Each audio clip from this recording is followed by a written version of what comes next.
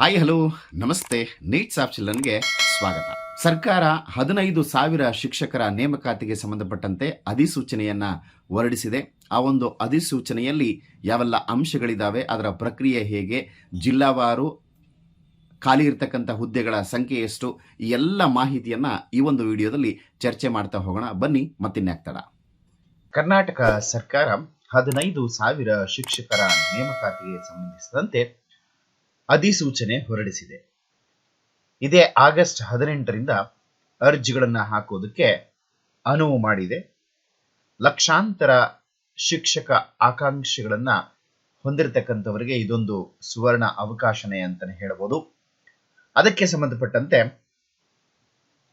ಹುದ್ದೆಗಳು, ಮೀಸಲಾತಿ, ವಿದ್ಯಾಭ್ಯಾಸ, ಈ ಎಲ್ಲ ಅಂಶಗಳನ್ನ ಈ ಒಂದು ವಿಡಿಯೋದಲ್ಲಿ ಚರ್ಚೆ ಮಾಡ್ತಾ ಹೋಗೋಣ.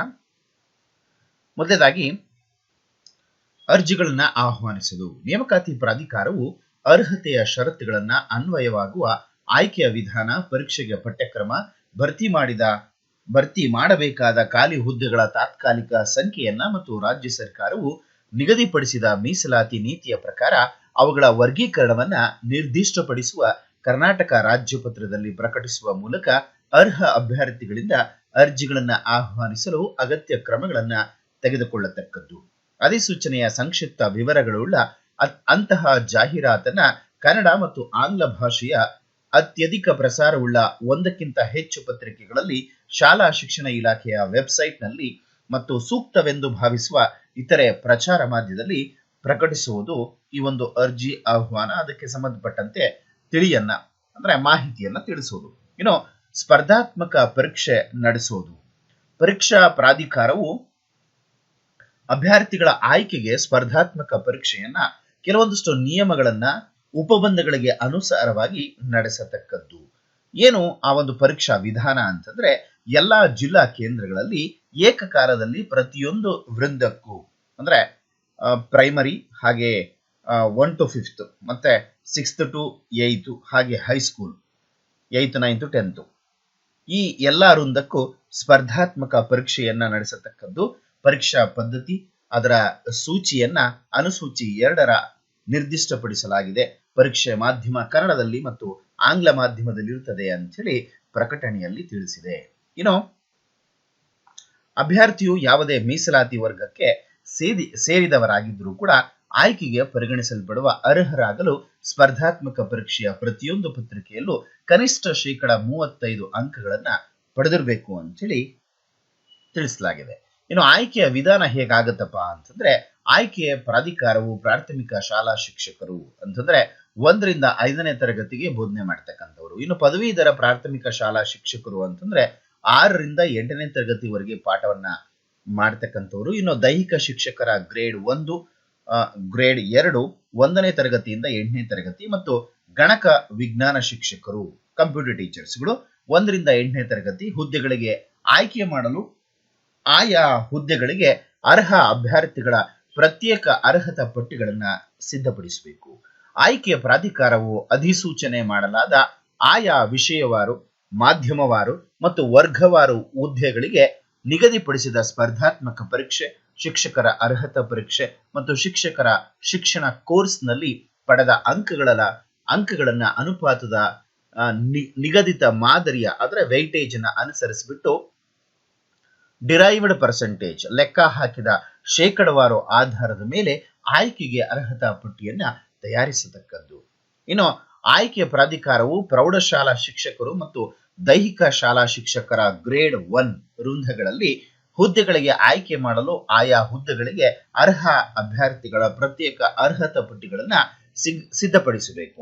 ಇನ್ನು ಆಯ್ಕೆಯ ಪ್ರಾಧಿಕಾರವು ಅಧಿಸೂಚನೆ ಮಾಡಲಾದ ಆಯಾ ವಿಷಯವಾರು, ಮಾಧ್ಯಮವಾರು ಮತ್ತು ವರ್ಗವಾರು ಹುದ್ದೆಗಳಿಗೆ ನಿಗದಿಪಡಿಸಿದ ಸ್ಪರ್ಧಾತ್ಮಕ ಪರೀಕ್ಷೆ, ಶಿಕ್ಷಕರ ಅರ್ಹತಾ ಪರೀಕ್ಷೆ ಮತ್ತು ಶಿಕ್ಷಕರ ಶಿಕ್ಷಣ ಕೋರ್ಸ್ನಲ್ಲಿ ಪಡೆದಂತಹ ಅಂಕಗಳನ್ನ ಅನುಪಾತದ ನಿಗದಿತ ಮಾದರಿಯ ವೈಟೇಜ್ ನ ಅನುಸರಿಸಿಬಿಟ್ಟು ಡಿರೈವ್ಡ್ ಪರ್ಸೆಂಟೇಜ್ ಲೆಕ್ಕ ಹಾಕಿದ ಶೇಕಡವಾರು ಆಧಾರದ ಮೇಲೆ ಆಯ್ಕೆಗೆ ಅರ್ಹತಾ ಪಟ್ಟಿಯನ್ನ ತಯಾರಿಸತಕ್ಕಂಥದ್ದು.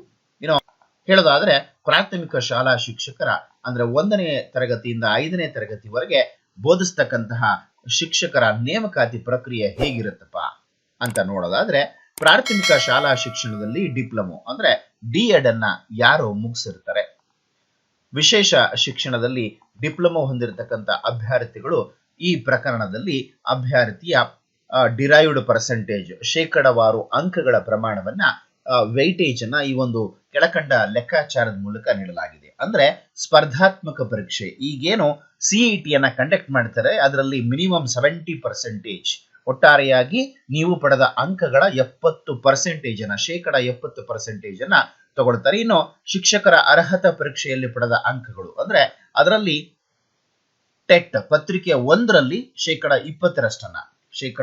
20% ನೀವೇನು ಕರ್ನಾಟಕ ಟೆಟ್ ಅನ್ನ ಕಂಡಕ್ಟ್ ಮಾಡಿದ್ದು, ಆ ಟೆಟ್ ಅಲ್ಲಿ ನೀವು ಪಾಸ್ ಆಗಿದ್ದೆ ಆದಲ್ಲಿ ಆ ಒಂದು ಟೆಟ್ ನ 20% ಅಂಕಗಳನ್ನ ಗಣನೆಗೆ ಪರಿಗಣಿಸಲಾಗ್ತದೆ.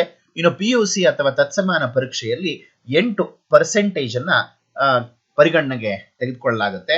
ಇನ್ನು ಶಿಕ್ಷಕರ ಶಿಕ್ಷಣ ಕೋರ್ಸ್ನಲ್ಲಿ ಪಡೆದಂತಹ ಅಂಕಗಳು 2% ಅನ್ನ ಆಯ್ಕೆಗೆ ನಿಗದಿಯನ್ನ ಮಾಡಿಬಿಟ್ಟು ಆಯ್ಕೆಯ ಪ್ರಕ್ರಿಯೆ ನಡೆಯುತ್ತೆ 1ರಿಂದ 5ನೇ ತರಗತಿಯ ನೇಮಕಾತಿಗೆ ಸಂಬಂಧಪಟ್ಟಂತೆ. ಇನ್ನು 4 ವರ್ಷಗಳ ಶಿಕ್ಷಕರ ಶಿಕ್ಷಣ ಪದವಿ ಹೊಂದಿರತಕ್ಕಂಥ ಅಭ್ಯರ್ಥಿಯ ಪ್ರಕರಣದಲ್ಲಿ ಆ ಅಭ್ಯರ್ಥಿಯ ಡಿರೈವ್ಡ್ ಪರ್ಸೆಂಟೇಜ್ ಅಂದ್ರೆ ಶೇಕಡವಾರು ಅಂಕಗಳ ಪ್ರಮಾಣವನ್ನ ಈ ಕೆಳಗಿನ ವೇಟೇಜ್ ಅನ್ನ ಅನ್ವಯಿಸೋದ್ರ ಮೂಲಕ ಲೆಕ್ಕ ಹಾಕಲಾಗಿದೆ. ಅಂದ್ರೆ ಸ್ಪರ್ಧಾತ್ಮಕ ಪರೀಕ್ಷೆಯಲ್ಲಿ ಪಡೆದಂತಹ ಸಿಇಟಿ ಅಂಕಗಳು ಒಟ್ಟಾರೆಯಾಗಿ 70% ಅನ್ನ, ಇನ್ನು ಶಿಕ್ಷಕರ ಅರ್ಹತಾ ಪರೀಕ್ಷೆಯಲ್ಲಿ ಪಡೆದಂತಹ ಟೆಟ್ ಪತ್ರಿಕೆ 1 ಏನೋ ಕರ್ನಾಟಕ ಟೆಟ್ ಅನ್ನ ಕಂಡಕ್ಟ್ ಮಾಡಿತ್ತು ಅದರ ಪ್ರಕಾರವಾಗಿ 20% ಅನ್ನ, ಇನ್ನು 4 ವರ್ಷಗಳ BA ಅಥವಾ B.Ed ಅಥವಾ BA B.Ed BSc B.Ed ಅಥವಾ ತತ್ಸಮಾನ ಶಿಕ್ಷಕರ ಶಿಕ್ಷಣ ಪದವಿಯಲ್ಲಿ ಪಡೆದಂತಹ ಅಂಕಗಳ 10% ಅನ್ನ ಈ ಒಂದು ಪ್ರಕ್ರಿಯೆಗೆ ಪರಿಗಣಿಸಿ. ಇನ್ನು ಮುಂದುವರೆದು ಪದವೀಧರ ಪ್ರಾಥಮಿಕ ಶಾಲಾ ಶಿಕ್ಷಕರ ಅಂದ್ರೆ 6ರಿಂದ 8ನೇ ತರಗತಿಗೆ ಬೋಧನೆ ಮಾಡತಕ್ಕಂತಹ ಶಿಕ್ಷಕರ ಪ್ರಕ್ರಿಯೆ ಹೇಗಿರುತ್ತಪ್ಪ ಅಂತಂದ್ರೆ, ಪ್ರಾಥಮಿಕ ಶಿಕ್ಷಣದಲ್ಲಿ ಡಿಪ್ಲೊಮೊ ಡಿ.ಎಡ್ ಅನ್ನ ಅಥವಾ B.Ed ಅನ್ನ, ವಿಶೇಷ ಶಿಕ್ಷಣದಲ್ಲಿ ಡಿಪ್ಲೊಮೊ ಅಥವಾ BEd ವಿಶೇಷ ಶಿಕ್ಷಣ ಹೊಂದಿರತಕ್ಕಂಥ ಅಭ್ಯರ್ಥಿ ಪ್ರಕರಣದಲ್ಲಿ ಆ ಅಭ್ಯರ್ಥಿಯು ಡಿರೈವ್ಡ್ ಪರ್ಸೆಂಟೇಜ್ ಶೇಕಡವಾರು ಅಂಕಗಳ ಪ್ರಮಾಣವನ್ನ ಈ ಕೆಳಗಿನ ವೆಯ್ಟೇಜ್ ಅನ್ನ ಅನ್ವಯಿಸುವ ಮೂಲಕ ಲೆಕ್ಕವನ್ನ ಹಾಕಲಾಗ್ತದೆ. ಏನು ಅಂತಂದ್ರೆ ಸ್ಪರ್ಧಾತ್ಮಕ ಪರೀಕ್ಷೆಯಲ್ಲಿ ಪಡೆದಂತಹ ಅಂಕಗಳು ಏನು, ಈಗ TET ಅನ್ನ ಕರ್ನಾಟಕ ಟೆಟ್ ಅನ್ನ ಕಂಡಕ್ಟ್ ಮಾಡ್ತಾರೆ, CET ನಲ್ಲಿ ಕಾಮನ್ ಎಂಟ್ರೆನ್ಸ್ ಟೆಸ್ಟ್ ಅಲ್ಲಿ ಅದರಲ್ಲಿ ಶೇಕಡ 70 ಅಂಕಗಳನ್ನ ಪರಿಗಣಿಸಲಾಗ್ತದೆ. ಇನ್ನು ಶಿಕ್ಷಕರ ಅರ್ಹತಾ ಪರೀಕ್ಷೆಯಲ್ಲಿ ಪಡೆದಂತಹ ಅಂಕಗಳು ಅಂದ್ರೆ ಇಲ್ಲಿ ಕರ್ನಾಟಕ ಟೆಟ್ ಪತ್ರಿಕೆ 2ರಲ್ಲಿ ಪಡೆದಂತಹ 20% ಅಂಕಗಳನ್ನ ಪರಿಗಣನೆಗೆ ತೆಗೆದುಕೊಳ್ಳಲಾಗ್ತದೆ. ಇನ್ನು ಪದವಿ ಪರೀಕ್ಷೆಯಲ್ಲಿ ನೀವು ಪಡೆದಂತಹ ಒಟ್ಟಾರೆಯಾಗಿ ಡಿಗ್ರಿ ನೀವು ಪಡ್ಕೊಂಡಿರ್ತಕ್ಕಂತಹ ಪದವಿ ಏನಿದೆ ಅದರ ಒಟ್ಟಾರೆಯಾಗಿ 8% ಪರಿಗಣನೆ ಮಾಡಲಾಗ್ತದೆ. ಇನ್ನು ಶಿಕ್ಷಕರ ಶಿಕ್ಷಣ ಕೋರ್ಸ್ ನಲ್ಲಿ ಪಡೆದಂತಹ ಅಂಕಗಳು ಅದು ಡಿ.ಎಡ್ ಆಗಿರ್ಬೋದು ಅಥವಾ B.Ed ಆಗಿರ್ಬೋದು, ಅದರ ಒಂದು ಪ್ರಮಾಣ ಶೇಕಡ 2% ನಿಗದಿ ಮಾಡಿ ಆಯ್ಕೆಗೆ ಪರಿಗಣನೆ ಮಾಡಲಾಗ್ತದೆ. ಇನ್ನು 4 ವರ್ಷಗಳ ಶಿಕ್ಷಕರ ಶಿಕ್ಷಣ ಪದವಿ ಹೊಂದಿರತಕ್ಕಂಥ ಅಭ್ಯರ್ಥಿಯ ಪ್ರಕರಣದಲ್ಲಿ ಆ ಒಂದು ಅಭ್ಯರ್ಥಿಯು ಡಿರೈವ್ಡ್ ಪರ್ಸೆಂಟೇಜ್ ಶೇಕಡವಾರು ಅಂಕಗಳ ಪ್ರಮಾಣವನ್ನ ಈ ಕೆಳಗಿನ ವೇಟೇಜ್ ಮೂಲಕ ಅನ್ವಯಿಸಿ ಲೆಕ್ಕ ಹಾಕಲಾಗ್ತದೆ. ಸ್ಪರ್ಧಾತ್ಮಕ ಪರೀಕ್ಷೆಯಲ್ಲಿ ಪಡೆದಂತಹ ಅಂಕಗಳು ಅಂದ್ರೆ ಸಿಇಟಿಯಲ್ಲಿ 70%, ಇನ್ನು ಶಿಕ್ಷಕರ ಅರ್ಹತಾ ಪರೀಕ್ಷೆಯಲ್ಲಿ ಟೆಟ್ ಪತ್ರಿಕೆ 2 ಅದರಲ್ಲಿ 20% ಅನ್ನ, ಇನ್ನು 4 ವರ್ಷಗಳ B.Ed BE B.Ed ಅಥವಾ BA B.Ed BSc B.Ed B.Ed M.Ed ಯಾವುದು ಸಂಯೋಜಿತ ಪದವಿಯಲ್ಲಿ ಪಡೆದಂತಹ ಅಂಕಗಳ ಒಟ್ಟಾರೆ 10% ಅನ್ನ ಆಯ್ಕೆಗೆ ಪರಿಗಣಿಸಲಾಗ್ತದೆ. ಇನ್ನು ಗಣಕ ಶಿಕ್ಷಕರ ಆಯ್ಕೆಯ ಪ್ರಕ್ರಿಯೆಗೆ ಸಂಬಂಧಪಟ್ಟಂತೆ 1ರಿಂದ 8ನೇ ತರಗತಿವರೆಗೆ ನೀವು ಗಣಕ ಶಿಕ್ಷಕರಾಗಿ ಕಂಪ್ಯೂಟರ್ ಟೀಚರ್ಸ್ಗಳಾಗಿ ನೇಮಕಾತಿ ಹೆಂಗಪ್ಪ ಇರುತ್ತೆ ಅಂತಂದ್ರೆ, ಸ್ಪರ್ಧಾತ್ಮಕ ಪರೀಕ್ಷೆಯಲ್ಲಿ ಪಡೆದಂತಹ ಅಂಕಗಳು ಸಿಇಟಿ ನಲ್ಲಿ 85% ಅನ್ನ ಪರಿಗಣನೆ ಮಾಡಲಾಗ್ತದೆ. ಇನ್ನು ನಿಗದಿಪಡಿಸಿದ ಪದವಿಯಲ್ಲಿ ಪಡೆದಂತಹ ಅಂಕಗಳು ಏನು ಡಿಗ್ರಿಯನ್ನ ನೀವು ಪಡ್ಕೊಂಡಿರ್ತೀರಿ ಅದರ 15% ಅಂಕಗಳನ್ನ ಈ ಒಂದು ಗಣಕ ವಿಜ್ಞಾನ ಶಿಕ್ಷಕರ ಪ್ರಕ್ರಿಯೆ ನಡೀತದೆ. ಅಂದ್ರೆ ಕಂಪ್ಯೂಟರ್ ಟೀಚರ್ ಶಿಕ್ಷಕರ ಪ್ರಕ್ರಿಯೆ ಹೀಗಾಗುತ್ತೆ. ಇನ್ನು ದೈಹಿಕ ಶಿಕ್ಷಕರು ಫಿಸಿಕಲ್ ಟೀಚರ್ಸ್ ದೈಹಿಕ ಶಿಕ್ಷಕರ ಗ್ರೇಡ್ 2 1ರಿಂದ 8ನೇ ತರಗತಿವರೆಗೆ ದೈಹಿಕ ಶಿಕ್ಷಣದಲ್ಲಿ ಸರ್ಟಿಫಿಕೇಟ್ ಅಥವಾ ಡಿಪ್ಲೊಮಾದಲ್ಲಿ ಅಥವಾ ಯಾವುದೇ ದೈಹಿಕ ಶಿಕ್ಷಣ ತತ್ಸಮಾನ ವಿದ್ಯಾರ್ಹತೆಯನ್ನ ಹೊಂದಿರತಕ್ಕಂಥ ಅಭ್ಯರ್ಥಿ ಪ್ರಕರಣದಲ್ಲಿ ಆ ಅಭ್ಯರ್ಥಿ ಡಿರೈವ್ಡ್ ಪರ್ಸೆಂಟೇಜ್ ಶೇಕಡವಾರು ಅಂಕಗಳ ಪ್ರಮಾಣವನ್ನ ಈ ಕೆಳಗಿನ ವೇಟೇಜ್ ಅನ್ನ ಅನ್ವಯಿಸುವ ಮೂಲಕ ಲೆಕ್ಕ ಹಾಕಲಾಗ್ತದೆ. ಸ್ಪರ್ಧಾತ್ಮಕ ಪರೀಕ್ಷೆಯಲ್ಲಿ ಪಡೆದಂತಹ ಅಂಕಗಳು ಒಟ್ಟಾರೆಯಾಗಿ ಸಿಇಟಿ 85% ಅನ್ನ ಕನ್ಸಿಡರ್ ಮಾಡಲಾಗ್ತದೆ. ಪಿಯುಸಿ ಅಥವಾ ತತ್ಸಮಾನ ಪರೀಕ್ಷೆಯಲ್ಲಿ ಪಡೆದಂತಹ 13% ಅನ್ನ ಕನ್ಸಿಡರ್ ಮಾಡಲಾಗ್ತದೆ. ಇನ್ನು ದೈಹಿಕ ಶಿಕ್ಷಣ ಸರ್ಟಿಫಿಕೇಟ್ ಅಥವಾ ಡಿಪ್ಲೊಮಾ ಪಡೆದಂತಹ ಅಂಕಗಳನ್ನ 2% ಪರಿಗಣನೆ ಮಾಡಲಾಗುತ್ತೆ ದೈಹಿಕ ಶಿಕ್ಷಕರ 1ರಿಂದ 8ನೇ ತರಗತಿಯ ಪ್ರಕ್ರಿಯೆಗೆ ಸಂಬಂಧಪಟ್ಟಂತೆ. ಇನ್ನು ಪ್ರೌಢಶಾಲಾ ಶಿಕ್ಷಕರ ನೇಮಕಾತಿಗೆ ಸಂಬಂಧಪಟ್ಟಂತೆ ಬಿಎಡ್ ಅಥವಾ ಬಿಎಡ್ ವಿಶೇಷ ಶಿಕ್ಷಣ ಅರ್ಹತೆ ಹೊಂದಿರತಕ್ಕಂಥ ಅಭ್ಯರ್ಥಿ ಪ್ರಕರಣದಲ್ಲಿ ಆ ಒಂದು ಅಭ್ಯರ್ಥಿಯು ಡಿರೈವ್ಡ್ ಪರ್ಸೆಂಟೇಜ್ ಅಥವಾ ಶೇಕಡವಾರು ಅಂಕಗಳ ಪ್ರಮಾಣವನ್ನ ಈ ಕೆಳಗಿನ ವೇಟೇಜ್ ಅನ್ವಯಿಸುವ ಮೂಲಕ ಲೆಕ್ಕ ಹಾಕಲಾಗ್ತದೆ. ಹೆಂಗೆ ಅಂತಂದ್ರೆ ಸ್ಪರ್ಧಾತ್ಮಕ ಪರೀಕ್ಷೆಯಲ್ಲಿ ಪಡೆದಂತಹ ಸಿಇಟಿ 85%, ಇನ್ನು ಪದವಿ ಪರೀಕ್ಷೆಯಲ್ಲಿ ಪಡೆದಂತಹ 13% ಶೇಕಡ 13ರಷ್ಟು, ಇನ್ನು ಶಿಕ್ಷಕರ ಶಿಕ್ಷಣ ಕೋರ್ಸ್ನಲ್ಲಿ ಪಡೆದಂತಹ ಅಂಕಗಳು ಶೇಕಡ 2ರಷ್ಟನ್ನ ಈ ಒಂದು ಆಯ್ಕೆಯ ಪ್ರಕ್ರಿಯೆಗೆ ಪರಿಗಣನೆ ಮಾಡಲಾಗ್ತದೆ. ಇನ್ನು ದೈಹಿಕ ಶಿಕ್ಷಕರ ಗ್ರೇಡ್ 1 ಸಂಬಂಧಪಟ್ಟಂತೆ ದೈಹಿಕ ಶಿಕ್ಷಣದಲ್ಲಿ ಪದವಿಯನ್ನ ಅಂದ್ರೆ ಬಿಪಿಎಡ್ ಅಥವಾ ಬಿಪಿಎಡ್ ವಿಶೇಷ ಶಿಕ್ಷಣ ಅಥವಾ ತತ್ಸಮಾನ ವಿದ್ಯಾರ್ಹತೆಯನ್ನ ಹೊಂದಿರತಕ್ಕಂಥ ಅಭ್ಯರ್ಥಿ ಪ್ರಕರಣದಲ್ಲಿ ಆ ಅಭ್ಯರ್ಥಿಯ ಡಿರೈವ್ಡ್ ಪರ್ಸೆಂಟೇಜ್ ಶೇಕಡವಾರು ಅಂಕಗಳ ಪ್ರಮಾಣವನ್ನ ಈ ಕೆಳಗಿನ ವೇಟೇಜ್ ಅನ್ನ ಅನ್ವಯಿಸುವ ಮೂಲಕ ಲೆಕ್ಕ ಹಾಕಲಾಗ್ತದೆ. ಸ್ಪರ್ಧಾತ್ಮಕ ಪರೀಕ್ಷೆಯಲ್ಲಿ ಪಡೆದಂತಹ ಅಂಕಗಳ ಒಟ್ಟಾರೆಯಾಗಿ ಸಿಇಟಿಯನ್ನ 85% ಪರಿಗಣನೆ ಮಾಡಲಾಗ್ತದೆ. ಇನ್ನು ಪದವಿ ಪರೀಕ್ಷೆಯಲ್ಲಿ ಪಡೆದಂತಹ ಒಟ್ಟಾರೆಯಾಗಿ ಶೇಕಡ 13ರಷ್ಟು ಅಂಕಗಳನ್ನ ಹಾಗೆ ದೈಹಿಕ ಶಿಕ್ಷಣ ಕೋರ್ಸ್ನಲ್ಲಿ ಪಡೆದಂತಹ ಒಟ್ಟು ಅಂಕಗಳ ಶೇಕಡ 22ರಷ್ಟನ್ನ ಪರಿಗಣನೆ ಮಾಡಲಾಗ್ತದೆ. ಇದು ಆಯ್ಕೆಯ ಪ್ರಕ್ರಿಯೆ. ಒಟ್ಟಾರೆಯಾಗಿ ಸಿಇಟಿ ನೀವು ಪಡೆದಂತಹ ಡಿಗ್ರಿ ಹಾಗೆ ನೀವು ಪಡೆದಂತಹ ಟೆಟ್ ಪಾಸ್ ಆಗಿದ್ರೆ ಅದು ಕ್ವಾಲಿಫೈಡ್ ಆಗಿದ್ರೆ ಹಾಗೆ ನೀವು ಪಡೆದಂತಹ ಸ್ಪೆಷಲ್ ಕೋರ್ಸ್ ಏನಿದೆ ಬಿಎಡ್ ಅಥವಾ ಡಿಎಡ್ ಆ ಒಂದು ಆಯ್ಕೆಯ ಪ್ರಕ್ರಿಯೆಯನ್ನ ಮಾನದಂಡವಾಗಿ ಬಳಕೆ ಮಾಡಿಕೊಂಡು ಪ್ರಕ್ರಿಯೆ ಮಾಡಲಾಗ್ತದೆ. ಇನ್ನು ಮೀಸಲಾತಿಗೆ ಸಂಬಂಧಪಟ್ಟಂತೆ ನೇರ ನೇಮಕಾತಿಗಳಿಗೆ ಚಾಲ್ತಿಯಲ್ಲಿರುವಂತಹ ನಿಯಮಗಳಂತೆ ಲಂಬ ಹಾಗೂ ಸಮತಳ 2 ಮೀಸಲಾತಿಗಳ ಪ್ರಸ್ತುತ ನಿಯಮಗಳಡಿ ಮಾಡತಕ್ಕಂಥ ನೇಮಕಾತಿಗೆ ಅನ್ವಯವಾಗ್ತದೆ. ಇನ್ನು ವಯೋಮಿತಿಗೆ ಸಂಬಂಧಪಟ್ಟಂತೆ ಆಯ್ಕೆಯ ಪ್ರಕ್ರಿಯೆಯು ಈ ನಿಯಮಗಳ ಅಡಿಯಲ್ಲಿ ನೇಮಕಾತಿಗಾಗಿ ಅಭ್ಯರ್ಥಿಯು ಕನಿಷ್ಠ 21 ವರ್ಷ ವಯೋಮಾನದವರಾಗಿರಬೇಕು. ಇನ್ನು ಕೆಳಗಿನ ಕೋಷ್ಟಕದಲ್ಲಿ ನಿಗದಿಪಡಿಸಿರತಕ್ಕಂಥ ವಯಸ್ಸಿನ ಮಿತಿಯನ್ನ ಮೀರಬಾರದು ಅನ್ನೋ ಒಂದು ಮಾಹಿತಿಯನ್ನ ನೀಡಲಾಗ್ತಾ ಇದೆ. ಏನಪ್ಪಾ ಅಂತಂದ್ರೆ ಪರಿಶಿಷ್ಟ ಜಾತಿಗಳು ಎಸ್ಸಿ, ಶೆಡ್ಯೂಲ್ಡ್ ಕ್ಯಾಸ್ಟ್, ಇನ್ನು ಪರಿಶಿಷ್ಟ ಪಂಗಡಗಳು ಎಸ್ಟಿ, ಪ್ರವರ್ಗ 1 ಮತ್ತು ಅಂಗವೈಕಲ್ಯ ಉಳ್ಳ ವ್ಯಕ್ತಿಗಳು ಗರಿಷ್ಠ 45 ವರ್ಷಗಳನ್ನ ಕೊಡಲಾಗಿದೆ. ಇನ್ನು ವರ್ಗ 2A, ವರ್ಗ 2B, ವರ್ಗ 3A ಮತ್ತು 3B 43 ವರ್ಷಗಳಿಗೆ ನಿಗದಿ ಮಾಡಲಾಗಿದೆ. ಇನ್ನು ಸಾಮಾನ್ಯ ಅರ್ಹತೆ ಇತರರಿಗೆ ಮೇಲಿನ 2 ಹೊರತುಪಡಿಸಿ ಇನ್ನು ಉಳಿದಿರತಕ್ಕಂಥ ಇತರೆ ಅವರೇನಿದ್ದಾರೆ ಅವರುಗಳಿಗೆ 40 ವರ್ಷ ವಯೋಮಾನವನ್ನ ನಿಗದಿ ಮಾಡಲಾಗಿದೆ. ಅರ್ಜಿ ಸ್ವೀಕರಿಸಲು ನಿಗದಿಪಡಿಸಿರತಕ್ಕಂಥ ಕಡೆಯ ದಿನಾಂಕಕ್ಕೆ ಇರುವಂತೆ ಅಭ್ಯರ್ಥಿಯ ವಯೋಮಾನವನ್ನ ಲೆಕ್ಕಾಚಾರ ಮಾಡಲಾಗುತ್ತದೆ. ಪರಿಗಣವನ್ನ ಯಾವಾಗ ಅರ್ಜಿ ಸ್ವೀಕರಿಸೋದಕ್ಕೆ ಪ್ರಾರಂಭ ಆಗುತ್ತೆ ಅಲ್ಲಿವರೆಗೂ ಕೂಡ ಈ ಒಂದು ಆಯ್ಕೆಯ ಪ್ರಕ್ರಿಯೆಯ ವಯಸ್ಸನ್ನ ಪರಿಗಣನೆ ಮಾಡಲಾಗುತ್ತೆ. ಅಭ್ಯರ್ಥಿಗಳ ಆಯ್ಕೆಯ ಪಟ್ಟಿ ಹೇಗಿರುತ್ತಪ್ಪ ಅಂತಂದ್ರೆ ಅಭ್ಯರ್ಥಿಗಳ ತಾತ್ಕಾಲಿಕ ಆಯ್ಕೆ ಪಟ್ಟಿಯನ್ನ ಪ್ರಕಟಿಸುವ ಪೂರ್ವದಲ್ಲಿ ಅಧಿಸೂಚಿತ ಖಾಲಿ ಹುದ್ದೆಗಳ ಸಂಖ್ಯೆಯ 2ರಷ್ಟನ್ನು ಪ್ರಮಾಣದಲ್ಲಿ ಅರ್ಹತೆಯ ಆಧಾರದ ಮೇಲೆ ದಾಖಲೆಗಳ ಪರಿಶೀಲನೆಗಾಗಿ ಅಭ್ಯರ್ಥಿಗಳನ್ನ ಆಯ್ಕೆ ಪ್ರಾಧಿಕಾರದ ಆಹ್ವಾನಿಸಲಾಗುತ್ತದೆ. ಅಂದ್ರೆ ಒಂದು ಪೋಸ್ಟ್ಗೆ 2ರನ್ನ ಆಹ್ವಾನ ಮಾಡಲಾಗ್ತದೆ. ಡಾಕ್ಯುಮೆಂಟ್ ವೆರಿಫಿಕೇಶನ್ ಟೈಮ್ ಅಲ್ಲಿ 1:2 ಅನ್ನ ಆಯ್ಕೆಯ ಪ್ರಕ್ರಿಯೆಗೆ ಪರಿಗಣನೆ ಮಾಡಲಾಗ್ತದೆ. ದಾಖಲೆಗಳ ಪರಿಶೀಲನೆಯ ನಂತರದಲ್ಲಿ ಅಧಿಸೂಚನೆಗೊಂಡ ಖಾಲಿ ಹುದ್ದೆಗಳ ಸಂಖ್ಯೆಗೆ ಸಮಾನವಾದ ಸಂಖ್ಯೆಯಲ್ಲಿ ಅಭ್ಯರ್ಥಿಗಳ ತಾತ್ಕಾಲಿಕ ಆಯ್ಕೆ ಪಟ್ಟಿಯನ್ನ ಆಯ್ಕೆ ಪ್ರಾಧಿಕಾರ ಪ್ರಕಟಿಸಬೇಕಾಗ್ತದೆ. ಅಂದ್ರೆ ಒಟ್ಟಾರೆಯಾಗಿ ಎಷ್ಟು ಹುದ್ದೆಗಳ ಅವಶ್ಯಕತೆ ಇದೆಯೋ ಕೊನೆಗೆ ಫೈನಲ್ ಲೀಸ್ಟ್ ಅಲ್ಲಿ ಅಷ್ಟು ಹುದ್ದೆಗಳನ್ನ ಪ್ರಕಟ ಮಾಡಲಾಗ್ತದೆ. ಅರ್ಜಿಯಲ್ಲಿ ಅಭ್ಯರ್ಥಿಗಳು ಕೋರಿದ ಆದ್ಯತೆಯ ಆಯ್ಕೆ ಪ್ರಕ್ರಿಯೆಯು ಸಾಧ್ಯವಾದಷ್ಟು ಮಟ್ಟಿಗೆ ಇಲ್ಲಿಗೆ ಪರಿಗಣನೆ ಮಾಡಲಾಗ್ತದೆ. ಮೇಲಿನಂತೆ ಸಿದ್ಧಪಡಿಸಲಾದ ಅಭ್ಯರ್ಥಿಗಳ ಅಂತಿಮ ಆಯ್ಕೆ ಪಟ್ಟಿಯಲ್ಲಿನ ಅಭ್ಯರ್ಥಿಗಳನ್ನ ನೇಮಕಾತಿ ಪ್ರಾಧಿಕಾರ ಪಟ್ಟಿಯಲ್ಲಿನ ಅಭ್ಯರ್ಥಿಗಳ ಹೆಸರುಗಳು ಅನುಕ್ರಮದಲ್ಲಿಯೇ ನೇಮಕಾತಿಗೆ ಪರಿಗಣನೆ ಮಾಡಲಾಗ್ತದೆ.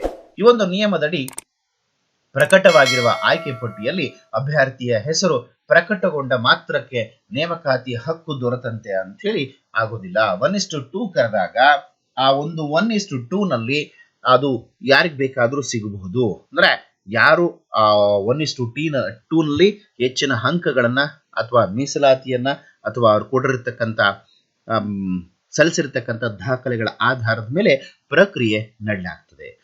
ಇದರ ಜೊತೆಗೆ ಹೆಚ್ಚುವರಿ ಪಟ್ಟಿಯನ್ನ ಈ ಒಂದು ನಿಯಮದಡಿ ಆಯ್ಕೆಯಾದ ಅಭ್ಯರ್ಥಿಗಳ ಅಂತಿಮ ಪಟ್ಟಿಯನ್ನ ಸಿದ್ಧಪಡಿಸಿದ ರೀತಿಯಲ್ಲಿಯೇ ನೇಮಕಾತಿ ಪ್ರಕ್ರಿಯೆಯು ಪ್ರಾಧಿಕಾರವು ಆಯ್ಕೆಯಾದ ಅಭ್ಯರ್ಥಿಗಳ ಅಂತಿಮ ಪಟ್ಟಿಯಲ್ಲಿ ಸೇರಿರದ ಅಭ್ಯರ್ಥಿಗಳ ಹೆಚ್ಚುವರಿ ಪಟ್ಟಿಯನ್ನ ಸಿದ್ಧಪಡಿಸಬೇಕು. ಆಯ್ಕೆಯಾದ ಅಭ್ಯರ್ಥಿಗಳ ಅಂತಿಮ ಪಟ್ಟಿಯಲ್ಲಿನ ಯಾವುದೇ ಅಭ್ಯರ್ಥಿಗೆ ನೇಮಕಾತಿಗೆ ಆದೇಶವನ್ನ ನೀಡಲಾಗಿದ್ದು ಆತನು ನಿಗದಿತ ಅಥವಾ ವಿಸ್ತೃತ ಸೇರುವಿಕೆ ಕಾಲದ ಅವಧಿಯೊಳಗೆ ಕರ್ತವ್ಯಕ್ಕೆ ವರದಿ ಮಾಡಿಕೊಳ್ಳೋದಕ್ಕೆ ವಿಫಲ ಆದರೆ ನೇಮಕಾತಿ ಪ್ರಾಧಿಕಾರ ಹೆಚ್ಚುವರಿಯ ಪಟ್ಟಿಯಲ್ಲಿರ್ತಕ್ಕಂಥ ಅಭ್ಯರ್ಥಿಗಳಿಗೆ ನೇಮಕಾತಿ ಆದೇಶವನ್ನ ನೀಡಬಹುದು. ಕರ್ತವ್ಯಕ್ಕೆ ಹಾಜರಾಗಲು ವಿಫಲರಾದ ಅಭ್ಯರ್ಥಿಯ ಜಾಗದಲ್ಲಿ ಆಯ್ಕೆಯಾಗುವಂತಹ ಅಂತಹ ಅಭ್ಯರ್ಥಿಯ ಅರ್ಹತೆಯ ಅನುಕ್ರಮದಂತೆ ಹೆಚ್ಚುವರಿ ಪಟ್ಟಿಯಲ್ಲಿನ ಅದೇ ವಿಷಯ, ವರ್ಗ, ಲಂಬ ಮೀಸಲಾತಿ ಮತ್ತೆ ಸಮತಳ ಮೀಸಲಾತಿಗೆ ಸೇರಿದ ಅಭ್ಯರ್ಥಿಯಾಗಿರತಕ್ಕದ್ದು. ಹೆಚ್ಚುವರಿ ಪಟ್ಟಿಯಲ್ಲಿ ಸೇರಿಸಬೇಕಾದ ಒಟ್ಟು ಅಭ್ಯರ್ಥಿಗಳ ಸಂಖ್ಯೆ ಆಯ್ಕೆಯಾದ ಅಭ್ಯರ್ಥಿಗಳ ಅಂತಿಮ ಪಟ್ಟಿಯಲ್ಲಿನ ಒಟ್ಟು ಅಭ್ಯರ್ಥಿಗಳ 10% ಮೀರತಕ್ಕದ್ದಲ್ಲ ಅಂತೇಳಿ ನೇಮಕಾತಿ ಪ್ರಾಧಿಕಾರವು ಸಿದ್ಧಪಡಿಸಿದ ಹೆಚ್ಚುವರಿ ಪಟ್ಟಿಯು ಪ್ರಕಟಗೊಂಡ ದಿನಾಂಕದಿಂದ 6 ತಿಂಗಳ ಅವಧಿಗೆ ಮಾತ್ರ ಸಿಂಧುವಾಗಿರಬೇಕಾಗುತ್ತೆ. ಅಭ್ಯರ್ಥಿಗಳ ನೇಮಕಾತಿ ಏನಪ್ಪಾ ಅಂದ್ರೆ ಅಂತಿಮ ಆಯ್ಕೆ ಪಟ್ಟಿಯಲ್ಲಿನ ಅಭ್ಯರ್ಥಿಗಳನ್ನ ನೇಮಕಾತಿ ಪ್ರಾಧಿಕಾರಿಯು ಅಂತಹ ಪ್ರತಿಯೊಬ್ಬ ಅಭ್ಯರ್ಥಿಯು ಸಲ್ಲಿಸಿದ್ದ ಪ್ರಮಾಣ ಪತ್ರಗಳು, ಸತ್ಯಾಸತ್ಯತೆ ಮತ್ತು ಕರ್ನಾಟಕ ನಾಗರಿಕ ಸೇವೆಗಳ ನಿಯಮಗಳು 1977ರ ನಿಬಂಧನೆಗಳಿಗೆ ಅನುಸಾರವಾಗಿ ಅವರ ಸೂಕ್ತತೆ ಮತ್ತು ದೈಹಿಕ ಸದೃಢತೆಯ ಬಗ್ಗೆನೂ ಕೂಡ ಪರಿಶೀಲನೆ ಮಾಡಿಕೊಂಡು ಖಾತ್ರಿಪಡಿಸಿಕೊಂಡ ನಂತರ ಅದೇ ಕ್ರಮದಲ್ಲಿ ನೇಮಕಾತಿಗೆ ಪರಿಗಣನೆ. ಸೇವಾ ನಿರತ ಶಿಕ್ಷಕರ ಅರ್ಹತೆ.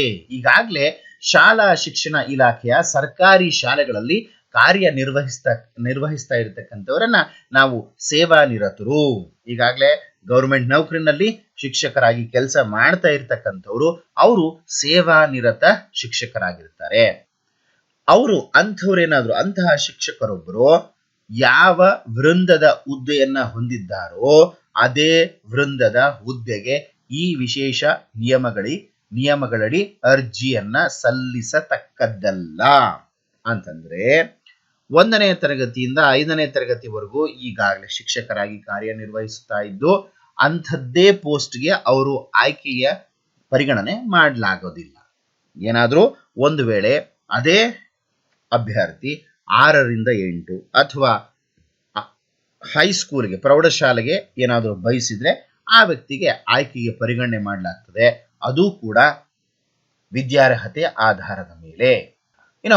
ಒಂದಷ್ಟು ವಿದ್ಯಾರ್ಹತೆಯನ್ನ ಮತ್ತೆ ಏನಪ್ಪಾ ಅದರ ಒಂದು ವರ್ಗ, ವೇತನ ಏನೆಲ್ಲ ಇದೆ ಅನ್ನೋದ್ರ ಬಗ್ಗೆ ಒಂದಷ್ಟು ಮಾಹಿತಿಯನ್ನ ಚರ್ಚೆ ಮಾಡ್ತಾ ಹೋಗೋಣ. ಅಂದ್ರೆ ಪ್ರಾಥಮಿಕ ಶಾಲಾ ಶಿಕ್ಷಕರ 1ರಿಂದ 5ನೇ ತರಗತಿಯವರೆಗೆ ಪ್ರಕ್ರಿಯೆ ಹೇಗಪ್ಪ ಇರುತ್ತೆ ಅಂತಂದ್ರೆ ವಿದ್ಯಾರ್ಹತೆ PUCಯಲ್ಲಿ ಕನಿಷ್ಠ 50% ಅಂಕಗಳು, ಎಲಿಮೆಂಟರಿ ಶಿಕ್ಷಣದಲ್ಲಿ 2 ವರ್ಷಗಳ ಡಿಪ್ಲೊಮಾ ಆಗಿರಬೇಕು ಅಥವಾ PUCಯಲ್ಲಿ ಕನಿಷ್ಠ 50 ಅಂಕಗಳು ಮತ್ತು ಎಲಿಮೆಂಟರಿ ಶಿಕ್ಷಣದಲ್ಲಿ 4 ವರ್ಷಗಳ ಪದವಿಯನ್ನು ಹೊಂದಿರಬೇಕು ಅಥವಾ PUCಯಲ್ಲಿ ಕನಿಷ್ಠ 50 ಅಂಕಗಳು ಮತ್ತು 2 ವರ್ಷಗಳ ಡಿಪ್ಲೊಮಾ ವಿಶೇಷ ಶಿಕ್ಷಣವನ್ನ ಪಡೆದಿರಬೇಕು. ಎರಡನೇದಾಗಿ ಕರ್ನಾಟಕ ಸರ್ಕಾರ ಅಥವಾ ಭಾರತ ಸರ್ಕಾರ ನಡೆಸ್ತಾ ಇರತಕ್ಕಂತ ಶಿಕ್ಷಕರ ಅರ್ಹತಾ ಪರೀಕ್ಷೆ, ಟೀಚರ್ಸ್ ಎಲಿಜಿಬಿಲಿಟಿ ಟೆಸ್ಟ್ ಅಂತ ಏನ್ ಕರ್ಕೊಳ್ತೀವಿ, ಅದನ್ನ ಉತ್ತೀರ್ಣರಾಗಿರತಕ್ಕದ್ದು. ರಾಷ್ಟ್ರೀಯ ಶಿಕ್ಷಕರ ಶಿಕ್ಷಣ ಪರಿಷತ್ ನಿಯಮಿಸಿರಬಹುದಾದ ಇನ್ಯಾವುದೇ ಉನ್ನತ ಅಥವಾ ಹೆಚ್ಚುವರಿ ಅರ್ಹತೆಗಳು, ಪರಂತು ಪರಿಶಿಷ್ಟ ಜಾತಿ, ಪರಿಶಿಷ್ಟ ಪಂಗಡ, ಪರಿಶಿಷ್ಟ ಇತರೆ ಹಿಂದುಳಿದ ವರ್ಗಗಳ ಪ್ರವರ್ಗ 1ಕ್ಕೆ ಸೇರಿದ ಅಭ್ಯರ್ಥಿಯಾಗಿದ್ದಲ್ಲಿ ಅಥವಾ ಅಂಗವಿಕಲತೆಯನ್ನ ಹೊಂದಿರತಕ್ಕಂಥ ಅಭ್ಯರ್ಥಿಯಾಗಿದ್ದಲ್ಲಿ PUCಯಲ್ಲಿ ಕನಿಷ್ಠ 45% ಅಂಕಗಳನ್ನ ಪಡೆದಿರಬೇಕಾಗಿರುತ್ತೆ. ಈ ನಿಯಮಗಳ ಉದ್ದೇಶಕ್ಕಾಗಿ ಎಲಿಮೆಂಟರಿ ಶಿಕ್ಷಣ, ಡಿಪ್ಲೊಮೊ ಅಥವಾ ಪದವಿ ಅಂತಂದ್ರೆ ರಾಷ್ಟ್ರೀಯ ಶಿಕ್ಷಕರ ಶಿಕ್ಷಣ ಪರಿಷತ್ NCTE ಅಂಗೀಕೃತ ಡಿಪ್ಲೊಮೊ ಅಥವಾ ಪದವಿಯನ್ನ ಪಡೆದಿರಬೇಕು. ವಿಶೇಷ ಶಿಕ್ಷಣ, ಡಿಪ್ಲೊಮೊ ಅಥವಾ ಪದವಿ ಅಂತಂದ್ರೆ rehabilitation council of India RCI ಅಂಗೀಕೃತ ಡಿಪ್ಲೊಮೊ ಪದವಿಯನ್ನ ಪಡೆದವರಾಗಿರಬೇಕು. ಇನ್ನು ದೈಹಿಕ ಶಿಕ್ಷಕರ ಗ್ರೇಡ್ 2 1ರಿಂದ 8ನೇ ತರಗತಿಗೆ ಫಿಸಿಕಲ್ ಟೀಚರ್ಸ್. ಸರ್ಕಾರಿ ಪ್ರಾಥಮಿಕ ಹಾಗೂ ಹಿರಿಯ ಪ್ರಾಥಮಿಕ ಶಾಲೆಗಳಲ್ಲಿ ದೈಹಿಕ ಶಿಕ್ಷಕರು ಗ್ರೇಡ್ 2 ಹುದ್ದೆಗೆ ಅಂಗೀಕೃತ ಮಂಡಳಿಯಿಂದ ನಡೆಸುವ ಹಿರಿಯ ಮಾಧ್ಯಮಿಕ 12ನೇ ತರಗತಿ ಅಥವಾ ತತ್ಸಮಾನ ತರಗತಿಯಲ್ಲಿ ಕನಿಷ್ಠ ಶೇಕಡ 60 ಅಂಕಗಳು ಅಥವಾ ಅಂಗೀಕೃತ ಮಂಡಳಿಯ ನಡೆಸುವ ಹಿರಿಯ ಮಾಧ್ಯಮಿಕ +2 ಅಥವಾ ತತ್ಸಮಾನ ತರಗತಿಯಲ್ಲಿ ಉತ್ತೀರ್ಣರಾಗಿದ್ದಲ್ಲಿ ರಾಷ್ಟ್ರೀಯ ಶಿಕ್ಷಕರ ಶಿಕ್ಷಣ ಪರಿಷತ್ತು ಮಾನ್ಯತೆಗಾಗಿ ನಾಮ್ಸ್ ಅಥವಾ ಪ್ರೊಸೀಜರ್ಸ್ ಗಳನ್ನ ನಿಯಮಾವಳಿಗಳು 2007ರಲ್ಲಿ ಅಧಿಸೂಚನೆಯಂತೆ ನಿಗದಿಪಡಿಸಿರುವಂತೆ ಶಾಲೆ, ಕಾಲೇಜು, ಜಿಲ್ಲಾ ಹಂತದ ಕ್ರೀಡೆಗಳು ಅಥವಾ ಆಟಗಳಲ್ಲಿ ಭಾಗವಹಿಸಿರಬೇಕು. ರಾಷ್ಟ್ರೀಯ ಶಿಕ್ಷಕರ ಶಿಕ್ಷಣ ಪರಿಷತ್ forms of application for recognition the time limited of submission of application, termination of norms and standards for recognition of a teacher education programs and permission to start new course or training ನಿಯಮಗಳು 2002 ದಿನಾಂಕ 13/11/2002ರ ಅಧಿಸೂಚನೆಯಂತೆ ಮಾನ್ಯತೆ ಪಡೆದ ಮಂಡಳಿಯಿಂದ ಹಿರಿಯ ಮಾಧ್ಯಮಿಕ ಅಥವಾ 12ನೇ ತರಗತಿ ತತ್ಸಮಾನ ತರಗತಿಯಲ್ಲಿ ಶೇಕಡ 45 ಅಂಕಗಳನ್ನ ಪಡೆದಿರಬೇಕು ಅಥವಾ ರಾಷ್ಟ್ರೀಯ ಶಿಕ್ಷಕರ ಶಿಕ್ಷಣ ಪರಿಷತ್ನಿಂದ ಮಾನ್ಯತೆ ಪಡೆದಂತಹ ಸಂಸ್ಥೆ 1 ವರ್ಷಕ್ಕಿಂತ ಕಡಿಮೆ ಇಲ್ಲದ ದೈಹಿಕ ಶಿಕ್ಷಣ ಸರ್ಟಿಫಿಕೇಟ್, ಡಿಪ್ಲೊಮೊ ಅಥವಾ ತತ್ಸಮಾನ ವಿದ್ಯಾರ್ಹತೆಯನ್ನ ಹೊಂದಿರತಕ್ಕದ್ದು. ಪರಿಶಿಷ್ಟ ಜಾತಿ, ಪರಿಶಿಷ್ಟ ಪಂಗಡ, ಇತರೆ ಹಿಂದುಳಿದ ವರ್ಗಗಳ ಪ್ರವರ್ಗ 1ಕ್ಕೆ ಸೇರಿದ ಅಭ್ಯರ್ಥಿಯಾಗಿದ್ದಲ್ಲಿ ಅಥವಾ ಅಂಗವಿಕಲತೆ ಏನಾದರೂ ಆಗಿದ್ರೆ PUCಯಲ್ಲಿ ಕನಿಷ್ಠ ಶೇಕಡ 45 ಅಂಕಗಳನ್ನ ಪಡೆದಿರಬೇಕಾಗಿರುತ್ತೆ. GPST ಪ್ರಾಥಮಿಕ ಶಾಲಾ ಶಿಕ್ಷಕ 6ರಿಂದ 8ನೇ ತರಗತಿ ಅಂದ್ರೆ ಈ ಒಂದು ಹುದ್ದೆಗೆ ಬೇಕಾಗಿರ್ತಕ್ಕಂತಹ ವಿದ್ಯಾರ್ಹತೆ ಏನಪ್ಪಾ ಅಂತಂದ್ರೆ ಪದವಿಯಲ್ಲಿ ಕನಿಷ್ಠ ಶೇಕಡ 50 ಅಂಕಗಳನ್ನ ಎಲಿಮೆಂಟರಿ ಶಿಕ್ಷಣದಲ್ಲಿ ಅಥವಾ 2 ವರ್ಷಗಳ ಡಿಪ್ಲೊಮೊವನ್ನ ಮುಗಿಸಿರಬೇಕು. ಪದವಿಯಲ್ಲಿ ಕನಿಷ್ಠ ಶೇಕಡ 50 ಅಂಕಗಳು ಮತ್ತು ಬ್ಯಾಚುಲರ್ ಆಫ್ ಎಜುಕೇಶನ್ ಪದವಿ ಅಥವಾ ವಿಶೇಷ ಶಿಕ್ಷಣದಲ್ಲಿ ಪದವಿಯನ್ನ ಪಡೆದಿರಬೇಕು. PUCಯಲ್ಲಿ ಕನಿಷ್ಠ ಶೇಕಡ 50 ಅಂಕಗಳು ಮತ್ತು ಎಲಿಮೆಂಟರಿ ಶಿಕ್ಷಣದಲ್ಲಿ 4 ವರ್ಷಗಳ ಪದವಿ ಅಥವಾ ಶಿಕ್ಷಕರ ಶಿಕ್ಷಣದಲ್ಲಿ 4 ವರ್ಷಗಳ ಪದವಿಯನ್ನ ಪಡೆದಿರಬೇಕು. ಪರಿಶಿಷ್ಟ ಜಾತಿ, ಪರಿಶಿಷ್ಟ ವರ್ಗ, ಇತರೆ ಹಿಂದುಳಿದ ವರ್ಗಗಳ ಪ್ರವರ್ಗ 1ಕ್ಕೆ ಸೇರಿದ ಅಭ್ಯರ್ಥಿಯಾಗಿದ್ದಲ್ಲಿ ಅಥವಾ ಅಂಗವಿಕಲತೆಯುಳ್ಳ ಅಭ್ಯರ್ಥಿಯಾಗಿದ್ದಲ್ಲಿ ಪದವಿ ಅಥವಾ PUC ಕನಿಷ್ಠ ಶೇಕಡ 45ರಷ್ಟು ಅಂಕಗಳನ್ನ ಪಡೆದಿರಬೇಕು. ಕರ್ನಾಟಕ ಸರ್ಕಾರದ ಅಥವಾ ಭಾರತ ಸರ್ಕಾರ ನಡೆಸುವ ಶಿಕ್ಷಕರ ಅರ್ಹತಾ ಪರೀಕ್ಷೆ TETಯಲ್ಲಿ ಉತ್ತೀರ್ಣ ಆಗಿರಬೇಕು.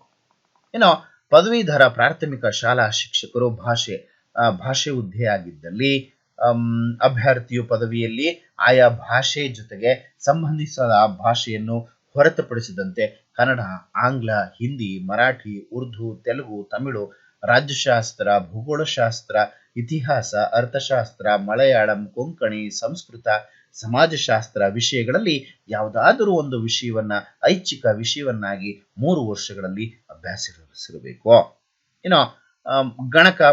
ಗಣಿತ ಮತ್ತು ವಿಜ್ಞಾನ ಶಿಕ್ಷಕರು ಪದವೀಧರರ ಪ್ರಾಥಮಿಕ ಶಾಲಾ ಶಿಕ್ಷಕರ ಗಣಿತ ಮತ್ತು ವಿಜ್ಞಾನ ಶಿಕ್ಷಕರಿಗೆ ಸಂಬಂಧಪಟ್ಟಂತೆ ಪದವೀಧರ ಪ್ರಾಥಮಿಕ ಶಾಲಾ ಶಿಕ್ಷಕ ಗಣಿತ ಮತ್ತು ವಿಜ್ಞಾನ ಅಭ್ಯರ್ಥಿಯಾಗಿದ್ದಲ್ಲಿ ಅಭ್ಯರ್ಥಿಯು ಪದವಿಯಲ್ಲಿ ಗಣಿತ ವ್ಯಾಸಂಗ ಮಾಡಿದ್ದು ಕಡ್ಡಾಯವಾಗಿ ಭೌತಶಾಸ್ತ್ರವನ್ನ ಪದವಿಯ 3 ವರ್ಷಗಳಲ್ಲಿ ಹಾಗೂ ರಸಾಯನಶಾಸ್ತ್ರ, ಗಣಕ ವಿಜ್ಞಾನ, ಎಲೆಕ್ಟ್ರಾನಿಕ್, ಸಂಖ್ಯಾಶಾಸ್ತ್ರ, ಭೂಗೋಳಶಾಸ್ತ್ರ, ಗೃಹ ವಿಜ್ಞಾನ, ಭೂಗರ್ಭಶಾಸ್ತ್ರ, ಕಂಪ್ಯೂಟರ್ ಅಪ್ಲಿಕೇಶನ್ಸ್ ವಿಷಯಗಳಲ್ಲಿ ಒಂದು ವಿಷಯವನ್ನ 3ನೇ ಐಚ್ಛಿಕ ವಿಷಯವನ್ನಾಗಿ ಕಡ್ಡಾಯವಾಗಿ ಪದವಿಯಲ್ಲಿ 3 ವರ್ಷಗಳು ಅಭ್ಯಾಸ ಮಾಡಿರತಕ್ಕದ್ದು. ವಾಸ್ತುಶಿಲ್ಪದ ಪದವೀಧರರಲ್ಲದ ಎಂಜಿನಿಯರಿಂಗ್ ಪದವೀಧರರು ಪ್ರಥಮ 3-4 ಸೆಮಿಸ್ಟರ್ಗಳಲ್ಲಿ ಗಣಿತ ಮತ್ತು ಉಳಿದ ಸೆಮಿಸ್ಟರ್ಗಳಲ್ಲಿ ಗಣಿತವನ್ನ ಆಧರಿಸಿದ ವಿಷಯಗಳನ್ನ ಅಭ್ಯಾಸ ಮಾಡಿರಬೇಕು. ಪದವೀಧರರಾಗಿದ್ದಲ್ಲಿ ಪದವಿಯಲ್ಲಿ ಶೇಕಡ 50 ಸರಾಸರಿ ಅಂಕಗಳನ್ನ, ಇಂಜಿನಿಯರಿಂಗ್ ಪದವಿಯಾಗಿದ್ದಲ್ಲಿ ಗಣಿತ ಮತ್ತು ಅನ್ವಯಿತ ಗಣಿತ ವಿಷಯವನ್ನ ವ್ಯಾಸಂಗ ಮಾಡಿರತಕ್ಕದ್ದು ಹಾಗೂ ಪದವಿಯಲ್ಲಿ ಶೇಕಡ 50 ಸರಾಸರಿ ಅಂಕಗಳನ್ನ ಪಡೆದಿರಬೇಕು. ಏನೋ ಸದರಿ 3 ವರ್ಷಗಳಲ್ಲಿ ಕನಿಷ್ಠ ಒಂದು ವಿಷಯದಲ್ಲಾದರೂ ಅಭ್ಯಾಸದ ಬೋಧನಾ ವಿಧಾನ ಅಂದ್ರೆ BEd ಶಿಕ್ಷಕರ ಶಿಕ್ಷಣ ಡಿಪ್ಲೊಮಾ ಪದವಿಯಲ್ಲಿ ಅಭ್ಯಾಸ ಮಾಡಿರತಕ್ಕದ್ದು. ಪದವೀಧರ ಪ್ರಾಥಮಿಕ ಶಾಲಾ ಶಿಕ್ಷಕರ ಜೀವಶಾಸ್ತ್ರ ಶಿಕ್ಷಕರ ಆಯ್ಕೆಗೆ ಸಂಬಂಧಪಟ್ಟಂತೆ ಈ ಒಂದು ಹುದ್ದೆಗಳು ವಿಜ್ಞಾನ ಮತ್ತು ಗಣಿತ ವಿಷಯದ ಒಂದಕ್ಕಿಂತ ಹೆಚ್ಚಿನ ಸಂಖ್ಯೆಯಲ್ಲಿ ವಿದ್ಯಾರ್ಥಿ ಶಿಕ್ಷಕ ಅನುಪಾತದನುಸಾರ ಹುದ್ದೆ ಇರುವ ಶಾಲೆಯಲ್ಲಿ ಮಾತ್ರ ಇರುತ್ತದೆ. ಅಂತಹ ಶಾಲೆಯಲ್ಲಿನ ಮೇಲಿನ 2ನೇ ಹುದ್ದೆಯ ಜೀವಶಾಸ್ತ್ರ ವಿಷಯದ ಹುದ್ದೆಯಾಗಿ ನಾಮಾಂಕಿತಗೊಳ್ಳುತ್ತದೆ. ಅಭ್ಯರ್ಥಿಯಾಗಿದ್ದಲ್ಲಿ ಪದವಿಯಲ್ಲಿ ರಸಾಯನಶಾಸ್ತ್ರವನ್ನು ಕಡ್ಡಾಯವಾಗಿ 3 ವರ್ಷಗಳು ವ್ಯಾಸಂಗ ಮಾಡಿದ್ದು, ಸಸ್ಯಶಾಸ್ತ್ರ, ಪ್ರಾಣಿಶಾಸ್ತ್ರ, ರೇಷ್ಮೆ, ಕೃಷಿ, ಪರಿಸರ ಶಾಸ್ತ್ರ, ತಳಿಶಾಸ್ತ್ರ, ಸೂಕ್ಷ್ಮ ಜೀವ ವಿಜ್ಞಾನ, ವಿಜ್ಞಾನಶಾಸ್ತ್ರ, ಜೈವಿಕ ತಂತ್ರಜ್ಞಾನ, ಆಹಾರ ವಿಜ್ಞಾನ ಮತ್ತು ಪೋಷಣೆ, ಮೀನುಗಾರಿಕೆ ಮತ್ತು ಕೈಗಾರಿಕಾ ಮೀನುಗಾರಿಕೆ ವಿಜ್ಞಾನ, ಜೀವ ರಸಾಯನಶಾಸ್ತ್ರ, ಅಪ್ಲೈಡ್ ಕೆಮಿಸ್ಟ್ರಿ, ಗಣಿತ ವಿಷಯಗಳಲ್ಲಿ ಯಾವುದಾದ್ರೂ 2 ವಿಷಯಗಳನ್ನ ಕಡ್ಡಾಯವಾಗಿ ಪದವಿಯಲ್ಲಿ 3 ವರ್ಷಗಳು ಅಭ್ಯಾಸ ಮಾಡಿರ್ತಕ್ಕದ್ದು. ಅಲ್ಲದೆ ಸದರಿ 3 ವರ್ಷಗಳಲ್ಲಿ ಕನಿಷ್ಠ ಒಂದು ವಿಷಯದಲ್ಲಾದರೂ ಅಭ್ಯಾಸ ಬೋಧನಾ ವಿಧಾನವನ್ನ ಶಿಕ್ಷಕರ ಶಿಕ್ಷಣ ಡಿಪ್ಲೊಮಾ ಅಥವಾ ಪದವಿಯಲ್ಲಿ ಅಭ್ಯಾಸ ಮಾಡಿರ್ತಕ್ಕದ್ದು. ಏನೋ ಆರ್ಟ್ಸ್ ಟೀಚರ್ ಆಗಿ ಪದವೀಧರ ಪ್ರಾಥಮಿಕ ಶಾಲಾ ಶಿಕ್ಷಕರ ಸಮಾಜ ಪಾಠಗಳ ಹುದ್ದೆಗೆ ಅಭ್ಯರ್ಥಿಯಾಗಿದ್ದಲ್ಲಿ ಪದವಿಯಲ್ಲಿ ಕನಿಷ್ಠ ಈ ವಿಷಯಗಳಲ್ಲಿ 2 ವಿಷಯಗಳನ್ನ ಐಚ್ಛಿಕ ವಿಷಯಗಳನ್ನಾಗಿ ಅಭ್ಯಾಸ ಮಾಡಿರ್ತಕ್ಕದ್ದು. ಸಮಾಜ ಪಾಠಗಳು ಸಮೂಹದ ಇತಿಹಾಸ, ಅರ್ಥಶಾಸ್ತ್ರ, ಭೂಗೋಳಶಾಸ್ತ್ರ, ರಾಜಕೀಯ ಶಾಸ್ತ್ರ, ಸಮಾಜಶಾಸ್ತ್ರ ಇವುಗಳಲ್ಲಿಯೇ 2 ವಿಷಯಗಳನ್ನ ಅಭ್ಯಾಸ ಮಾಡಿದ್ರೆ ಆಯ್ತು. ಇನ್ನು ಸಮಾಜ ಪಾಠಗಳ ಸಮೂಹದ ಇತಿಹಾಸ, ಅರ್ಥಶಾಸ್ತ್ರ, ಭೂಗೋಳಶಾಸ್ತ್ರ, ರಾಜ್ಯಶಾಸ್ತ್ರ, ಸಮಾಜಶಾಸ್ತ್ರ, ಸಂಖ್ಯಾಶಾಸ್ತ್ರ, ಪರಿಸರ ಅಧ್ಯಯನ, ಮಾನವ ಸಂಪನ್ಮೂಲ ನಿರ್ವಹಣೆ, ವಾಣಿಜ್ಯಶಾಸ್ತ್ರ, ಗಣಿತ, ಗ್ರಾಮೀಣಾಭಿವೃದ್ಧಿ ಇವುಗಳ ಪೈಕಿ ಒಂದು ವಿಷಯ ಹಾಗೂ ಭಾಷಾ ಸಮೂಹದ ಕನ್ನಡ, ಆಂಗ್ಲ, ಹಿಂದಿ, ಮರಾಠಿ, ಉರ್ದು, ತಮಿಳು, ತೆಲುಗು, ಕೊಂಕಣಿ, ಸಂಸ್ಕೃತ ಭಾಷೆಗಳ ಪೈಕಿ ಒಂದು ವಿಷಯವನ್ನ ಅಥವಾ ಸಮಾಜ ಪಾಠಗಳ ಸಮೂಹದ ಕನಿಷ್ಠ ಒಂದು ವಿಷಯದಲ್ಲಾದರೂ ಅಭ್ಯಾಸ ಬೋಧನಾ ವಿಧಾನವನ್ನ ಶಿಕ್ಷಕರ ಶಿಕ್ಷಣ ಡಿಪ್ಲೊಮೊ ಅಥವಾ ಪದವಿಯಲ್ಲಿ ಅಭ್ಯಾಸಿಸಿರತಕ್ಕದ್ದು. ಇನ್ನು ರಾಷ್ಟ್ರೀಯ ಶಿಕ್ಷಕರ ಶಿಕ್ಷಣ ಪರಿಷತ್ ನಿಯಮಿಸಿರಬಹುದಾದಂತಹ ಇನ್ಯಾವುದೇ ಉನ್ನತ ಅಥವಾ ಹೆಚ್ಚುವರಿ ಅರ್ಹತೆಗಳನ್ನ ನೀಡಲಾಗ್ತದೆ. ಏನೋ ಈ ನಿಯಮಗಳ ಉದ್ದೇಶಕ್ಕಾಗಿ 4 ವರ್ಷಗಳ ಸಂಯೋಜಿತ ಶಿಕ್ಷಕರ ಶಿಕ್ಷಣ ಪದವಿಯನ್ನ ಹೊಂದಿರುವ ಅಭ್ಯರ್ಥಿಯಾಗಿದ್ದಲ್ಲಿ ಮೇಲಿನಂತೆ ಸಂಬಂಧಿಸಿದ ಐಚ್ಛಿಕ ವಿಷಯಗಳನ್ನ ವ್ಯಾಸಂಗ ಮಾಡಿರತಕ್ಕದ್ದು ಎಂಬುದಕ್ಕೆ ಪದವಿಯಲ್ಲಿ 3 ವರ್ಷಗಳ ಕಡ್ಡಾಯವಾಗಿ ಓದಿರಬೇಕು ಎಂಬ ನಿಯಮ ಅನ್ವಯವಾಗುವುದಿಲ್ಲ. ಎಲಿಮೆಂಟರಿ ಶಿಕ್ಷಣ ಡಿಪ್ಲೊಮಾ ಅಥವಾ ಪದವಿ ಅಂತಂದ್ರೆ ರಾಷ್ಟ್ರೀಯ ಶಿಕ್ಷಕರ ಶಿಕ್ಷಣ ಪರಿಷತ್ ಅಂಗೀಕೃತ ಡಿಪ್ಲೊಮಾ ಅಥವಾ ಪದವಿಯಿಂದ ಆಯ್ಕೆಗೆ ಪರಿಗಣನೆ ಮಾಡಲಾಗ್ತದೆ. ವಿಶೇಷ ಶಿಕ್ಷಣ ಡಿಪ್ಲೊಮಾ ಅಥವಾ ಪದವಿ ಅಂತಂದ್ರೆ ರಿಹ್ಯಾಬಿಲಿಟೇಷನ್ ಕೌನ್ಸಿಲ್ ಆಫ್ ಇಂಡಿಯಾ ಫಾರ್ ದಿಂದ ಅಂಗೀಕೃತ ಪದವಿಯನ್ನ ಪಡೆದರೆ. ಇನ್ನು ವಿಜ್ಞಾನದಿಂದ 8ನೇ ತರಗತಿಯ ಮೂಲಕ ಸ್ಥಾಪಿಸಲಾದ ವಿಶ್ವವಿದ್ಯಾನಿಲಯದ ಈ ಕೆಳಕಂಡ ಯಾವುದಾದರೂ ಸ್ನಾತಕ ಪದವಿಯಲ್ಲಿ ಕನಿಷ್ಠ 50% ಅಂಕಗಳನ್ನ ಹೊಂದಿರತಕ್ಕದ್ದು bachelor of science computer science, bachelor of computer science ಅಪ್ಲಿಕೇಶನ್ಸ್ಗೆ ಸಂಬಂಧಪಟ್ಟಂತೆ ಅಥವಾ bachelor of engineering computer science, information science, electronics and communications, bachelor of technology computer science, information science, electronics and communication ಅಥವಾ ಶಾಲಾ ಶಿಕ್ಷಣ ಇಲಾಖೆಯ ಗಣಕ ವಿಜ್ಞಾನ ಶಿಕ್ಷಕರಾಗಿ ನೇಮಕಾತಿ ಹೊಂದಿದ್ದಲ್ಲಿ ರಾಷ್ಟ್ರೀಯ ಶಿಕ್ಷಕರ ಪರಿಷತ್ ಇದರಿಂದ ಮಾನ್ಯತೆಯನ್ನು ಪಡೆದ ಸಂಸ್ಥೆಯಿಂದ ನೇಮಕಾತಿಗೊಂಡ 5 ವರ್ಷಗಳ ಒಳಗಾಗಿ ಶಿಕ್ಷಣದಲ್ಲಿ ಪದವಿ BEd ಅರ್ಹತೆಯನ್ನ ಗಳಿಸಿಕೊಳ್ಳತಕ್ಕದ್ದು. 5 ವರ್ಷಗಳ ಒಳಗಾಗಿ ಶಿಕ್ಷಕರ ಅರ್ಹತಾ ಪರೀಕ್ಷೆ ಪೂರ್ಣಗೊಳಿಸತಕ್ಕದ್ದು. ನೋಡಿ ಇಲ್ಲಿ ಗಣಕ ಶಿಕ್ಷಕರು ಶಾಲಾ ಶಿಕ್ಷಣ ಇಲಾಖೆ ವಿಜ್ಞಾನ ಶಿಕ್ಷಕರಾಗಿ ನೇಮಕಾತಿ ಹೊಂದಿದ್ದಲ್ಲಿ ರಾಷ್ಟ್ರೀಯ ಶಿಕ್ಷಕರ ಶಿಕ್ಷಣ ಪರಿಷತ್ನಿಂದ ಮಾನ್ಯತೆ ಪಡೆದ ಸಂಸ್ಥೆಯಿಂದ ನೇಮಕಾತಿಗೊಂಡ 5 ವರ್ಷಗಳ ಒಳಗಾಗಿ BEd ಪದವಿಯನ್ನ ಮಾಡೋದಕ್ಕೆ ಅವಕಾಶ ಮಾಡಿಕೊಡ್ತಾರೆ. BEd ಆಗಿಲ್ಲ ಅಂತಂದ್ರೆ ಅವ್ರಿಗೂ ಕೂಡ ಈ ಸಾರಿ ಅಪ್ಲಿಕೇಶನ್ ಅನ್ನ ಹಾಕ್ಲಿಕ್ಕೆ ಅನುಮತಿಯನ್ನ ಕೊಡಲಾಗಿದೆ. 5 ವರ್ಷಗಳ ಒಳಗಾಗಿ ಶಿಕ್ಷಕರ ಅರ್ಹತಾ ಪರೀಕ್ಷೆಯನ್ನ ಪೂರ್ಣಗೊಳಿಸೋದು TET, ಕರ್ನಾಟಕ ಟೆಟ್, KTET ಅಥವಾ CTET ಏನಿದೆ ಸೆಂಟ್ರಲ್ ಟೆಸ್ಟ್ CET ಅವೆರಡರಲ್ಲಿ ಯಾವ್ದಾದ್ರು ಒಂದನ್ನ ಶಿಕ್ಷಕರ ಅರ್ಹತಾ ಪರೀಕ್ಷೆಯನ್ನ ನೇಮಕಾತಿ ಆಗಿ 5 ವರ್ಷದ ಒಳಗಾಗಿ ಅದನ್ನ ಪೂರ್ಣಗೊಳಿಸಿಕೋಬೇಕು. ಪರಿಶಿಷ್ಟ ಜಾತಿ, ಪರಿಶಿಷ್ಟ ವರ್ಗ, ಇತರೆ ಹಿಂದುಳಿದ ವರ್ಗಗಳಿಗೆ ಪ್ರವರ್ಗ 1ಕ್ಕೆ ಸೇರಿದ ಅಭ್ಯರ್ಥಿಯಾಗಿದ್ದಲ್ಲಿ ಅಥವಾ ವೈಕಲ್ಯತೆ ಇರುವ ಅಭ್ಯರ್ಥಿಯಾಗಿದ್ದಲ್ಲಿ ಪದವಿಯಲ್ಲಿ ಕನಿಷ್ಠ 45% ಅಂಕಗಳನ್ನ ಪಡೆದಿರಬೇಕು. ಇನ್ನು ಪ್ರೌಢಶಾಲಾ ಶಿಕ್ಷಕರ ನೇಮಕಾತಿಗೆ ಸಂಬಂಧಪಟ್ಟಂತೆ ಪದವಿಯಲ್ಲಿ ಕನಿಷ್ಠ ಸರಾಸರಿ 50 ಅಂಕಗಳು ಮತ್ತು ಬ್ಯಾಚುಲರ್ ಆಫ್ ಎಜುಕೇಶನ್ ಪದವಿಯನ್ನ ಹೊಂದಿರತಕ್ಕಂಥದ್ದು. ಇನ್ನು ಪರಿಶಿಷ್ಟ ಜಾತಿ, ಪರಿಶಿಷ್ಟ ವರ್ಗ, ಇತರೆ ಹಿಂದುಳಿದ ವರ್ಗಗಳ ಪ್ರವರ್ಗ 1ಕ್ಕೆ ಸೇರಿದ ಅಭ್ಯರ್ಥಿಯಾಗಿದ್ದಲ್ಲಿ ಅಥವಾ ಅಂಗವೈಕಲ್ಯವುಳ್ಳ ಅಭ್ಯರ್ಥಿಯಾಗಿದ್ದಲ್ಲಿ ಪದವಿಯಲ್ಲಿ ಕನಿಷ್ಠ 45 ಅಂಕಗಳನ್ನ ಪಡೆದಿರತಕ್ಕದ್ದು. ಇನ್ನು ಕನ್ನಡ ಭಾಷೆ ಮತ್ತು ಆಂಗ್ಲ ಭಾಷೆ ಮಾಧ್ಯಮಕ್ಕೆ ಸಂಬಂಧಪಟ್ಟಂತೆ ಕಲಾ ಶಿಕ್ಷಕರು ಏನೆಲ್ಲ ಅರ್ಹತೆಯನ್ನು ಹೊಂದಿರಬೇಕು ಅಂತಂದ್ರೆ, ಕಲಾ ವಿಷಯದಲ್ಲಿನ ಪದವಿಯಲ್ಲಿ ಕೆಳಗಿನ 2 ವಿಷಯಗಳನ್ನ ಐಚ್ಛಿಕ ವಿಷಯಗಳನ್ನಾಗಿ ಅಭ್ಯಾಸ ಮಾಡಿರತಕ್ಕದ್ದು: ಇತಿಹಾಸ, ಅರ್ಥಶಾಸ್ತ್ರ, ರಾಜ್ಯಶಾಸ್ತ್ರ, ಭೂಗೋಳಶಾಸ್ತ್ರ ಅಥವಾ ಸಮಾಜಶಾಸ್ತ್ರ. ಅಲ್ಲದೆ ಬ್ಯಾಚುಲರ್ ಆಫ್ ಎಜುಕೇಶನ್ ಪದವಿಯನ್ನು ಹೊಂದಿರಬೇಕು.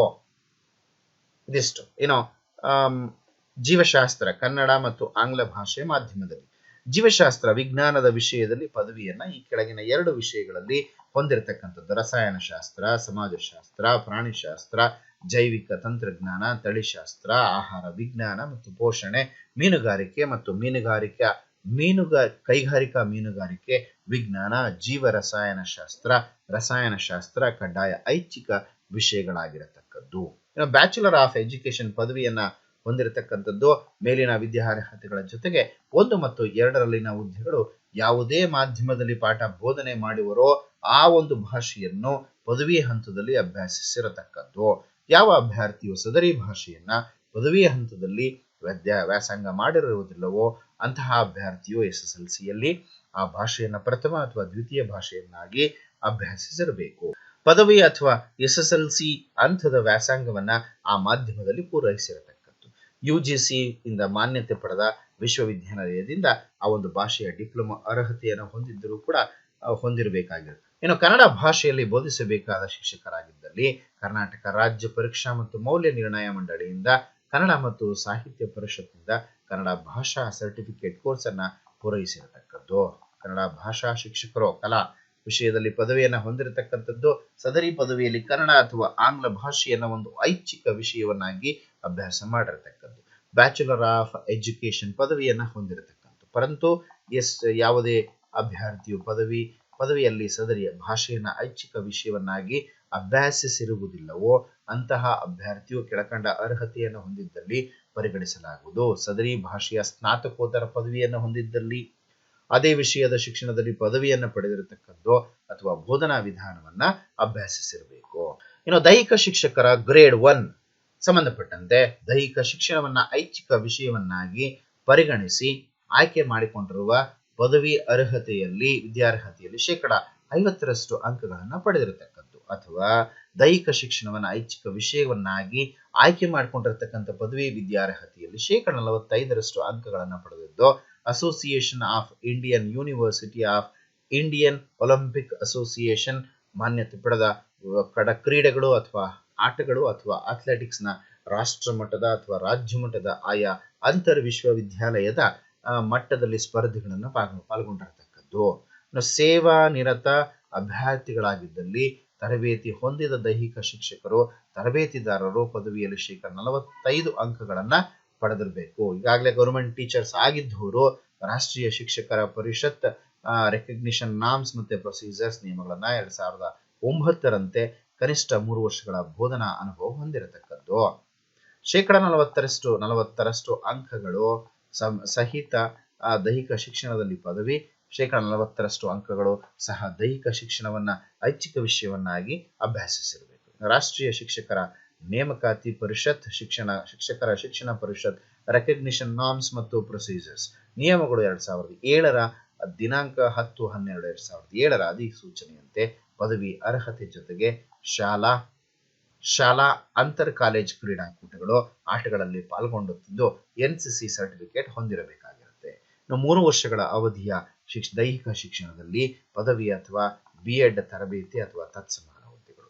ಪದವಿ ಹೊಂದಿದ ರಾಜ್ಯ ವಿಶ್ವವಿದ್ಯಾಲಯದ ಕ್ರೀಡೆಗಳಲ್ಲಿನ ಆಟಗಳಲ್ಲಿ ಅಥ್ಲೆಟಿಕ್ಸ್ ಪ್ರತಿನಿಧಿಸಿರಬೇಕು. ಇನ್ನು ಪದವಿ ಅರ್ಹತೆ ಇದ್ದು ಅಂತರ್ ಕಾಲೇಜು ಮಟ್ಟದ ಕ್ರೀಡೆಗಳು ಆಟಗಳ ಪಂದ್ಯಾವಳಿಯಲ್ಲಿನ 1 ಅಥವಾ 2 ಅಥವಾ 3ನೇ ಸ್ಥಾನವನ್ನು ಪಡೆದಿದ್ದು, NCC ಸರ್ಟಿಫಿಕೇಟ್ ಅಥವಾ ಯಾವುದೇ ಸಾಹಸ ಕ್ರೀಡೆಗಳ ಬೇಸಿಕ್ ಕೋರ್ಸ್ ಅನ್ನ ಅಲ್ಲಿ ಹೊಂದಿರಬೇಕು. ರಾಷ್ಟ್ರೀಯ ಶಿಕ್ಷಕರ ಶಿಕ್ಷಣ ಪರಿಷತ್ forms of application recognition, termination of norms and standard for recognition of teacher education programmes and permission to start new course and training ನಿಯಮಗಳು 2002ರ ಪದವಿ ವಿದ್ಯಾರ್ಹತೆಯನ್ನ ಹೊಂದಿದ್ದು, ಕ್ರೀಡಾ ವಿಜ್ಞಾನ, ಕ್ರೀಡಾ ಆಡಳಿತ, ಕ್ರೀಡಾ ತರಬೇತಿ, ಯೋಗ, ಅಥ್ಲೆಟಿಕ್ಸ್ ಶಿಕ್ಷಣ, ಕ್ರೀಡಾ ಪತ್ರಿಕೋದ್ಯಮ ಮುಂತಾದ ವಿಷಯಗಳಲ್ಲಿ ಒಂದು ವಿಷಯದ ತರಬೇತಿ ಕಾರ್ಯಾಗಾರವನ್ನ ಪೂರೈಸಿರತಕ್ಕದ್ದು. ರಾಷ್ಟ್ರೀಯ ಶಿಕ್ಷಕರ ಶಿಕ್ಷಣ ಪರಿಷತ್ನಿಂದ ಮಾನ್ಯತೆ ಪಡೆದ ಸಂಸ್ಥೆಯಿಂದ ಕನಿಷ್ಠ 1 ವರ್ಷದ ಅವಧಿಯ ದೈಹಿಕ ಶಿಕ್ಷಣ ಪದವಿ BPEd ಅಥವಾ ತತ್ಸಮಾನ ಹುದ್ದೆಯ ಪದವಿಯನ್ನು ಪಡೆದಿರಬೇಕು. ಇನ್ನು ಪರಿಶಿಷ್ಟ ಪಂಗಡ, ಪರಿಶಿಷ್ಟ ಜಾತಿ, ಇತರೆ ಹಿಂದುಳಿದ ವರ್ಗಕ್ಕೆ ಪ್ರವರ್ಗ 1 ಸೇರಿದ ಅಭ್ಯರ್ಥಿಯಾಗಿದ್ದಲ್ಲಿ, ವಿಕಲತೆಯುಳ್ಳ ಅಭ್ಯರ್ಥಿಯಾಗಿದ್ದಲ್ಲಿ ಪದವಿ 45 ಅಂಕಗಳನ್ನ ಪರಿಗಣಿಸಲಾಗಿರುತ್ತೆ. ಇನ್ನು ಸ್ಪರ್ಧಾತ್ಮಕ ಪರೀಕ್ಷೆಯ ಸಿಲೆಬಸ್ಗೆ ಸಂಬಂಧಪಟ್ಟಂತೆ ಏನೇನನ್ನ ಕೇಳ್ತಾರೆ, ಪರೀಕ್ಷೆಯ ವಿವರಗಳ ಸಂಬಂಧಪಟ್ಟಂತೆ ಮೊದಲನೇದಾಗಿ 1ರಿಂದ 5ನೇ ತರಗತಿ ಪತ್ರಿಕೆ 1 ಸಾಮಾನ್ಯ ಪತ್ರಿಕೆ ಆಗಿರುತ್ತೆ. ವಸ್ತುನಿಷ್ಠ ಮಾದರಿಯ ಪರೀಕ್ಷೆ, ಆಬ್ಜೆಕ್ಟಿವ್ ಟೈಪ್ ಇರುತ್ತೆ.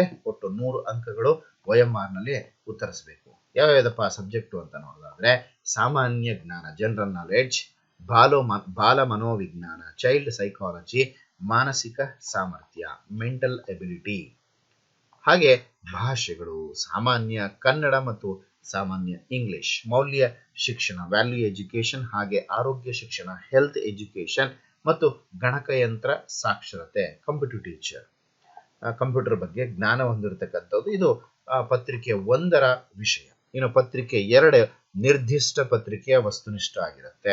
ಈಗ ನಾನು ಕನ್ನಡಕ್ಕೆ ಹಾಕ್ತಾ ಇದ್ದೀನಿ ಅಂತಂದ್ರೆ ನನ್ನ ಸಂಪೂರ್ಣವಾಗಿರತಕ್ಕಂಥ ವಸ್ತುನಿಷ್ಠ ಆ ಒಂದು ಕನ್ನಡಕ್ಕಾಗಿ ಇಂಪಾರ್ಟೆನ್ಸ್ ಅನ್ನ ಕೊಡ್ತೀನಿ.